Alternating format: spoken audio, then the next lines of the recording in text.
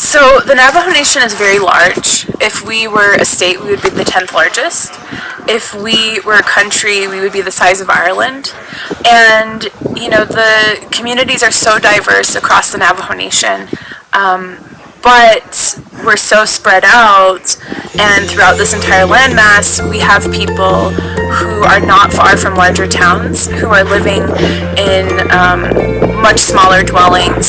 Some houses could be considered shacks, and there are multi-generational households who are in these homes. And it can be a problem because, it's cramped living, but during the pandemic we saw that when you have multi-generational folks, people are coming and going to work, and they're congregating in these small areas. If we can do something like bring running water to these smaller homes, that's equally as important as a larger home getting the water. No matter how big your house is, you need it. One really important element of our project is surveying. So, when we go into a community and we're established, which takes years, because being from a reservation myself, I am from an area that's about an hour and 45 minutes from Dilcon, and so I know my community really well. I know the people that live there, but that might not be the case here, and so it's really important that we take years to get to know the community and to show them that we're going to be able to deliver the projects that we're promising. And so when we start the surveying, we'll go and we'll meet with the communities. Our project managers will go out, ask questions that are about the home, figure out how many feet away they are from an area where they might install the tank or where they can install a drain field. But we'll also ask questions like, are there elders who live in the home? Are there people who are special needs? Are there children? And so in Dilcon, what we did was we went back and talked to the community leaders and talked to other community members and asked who needs to get water, immediately right now. And a lot of times they are the elders or their families who are single parent homes. And so everybody needs running water, and it's important that they all get it as quickly as possible. But there are more vulnerable families who need to be served first, and that's how we decide. I have been with DigDeep for 6.5 years, and when I started, we only had one project site in New Mexico, which was serving a large number of people, but over the years we've grown to work in other project sites like here in Dilcon.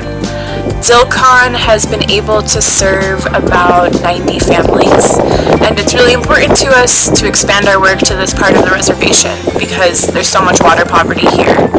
We have a team of about 11, and it has been really great to see the team grow as well.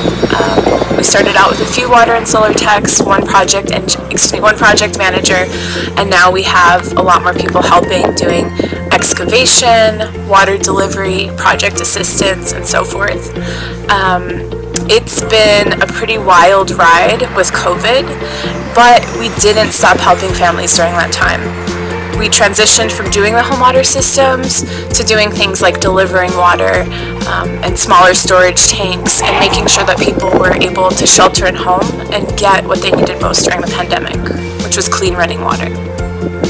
It actually started in about 2015 for Rotary, and that's when two Rotarians watched an NPR special about DigDeep and the work that they were doing on the Navajo Nation. And they said, a water project?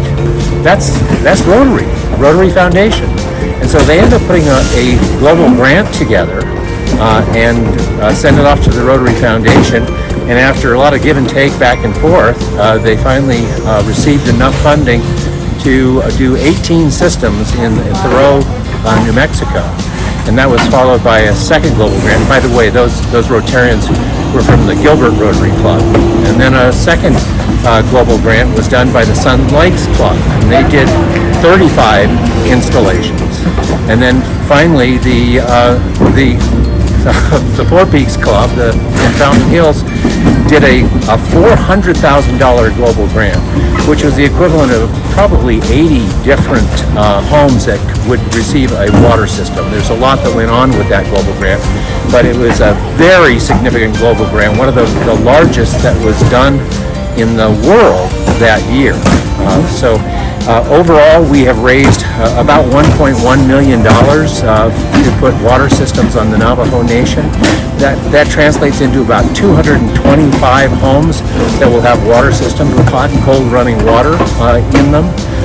Unfortunately, that's just the tip of the iceberg, because there are probably over 10,000 homes on the Navajo Nation that do not have running water.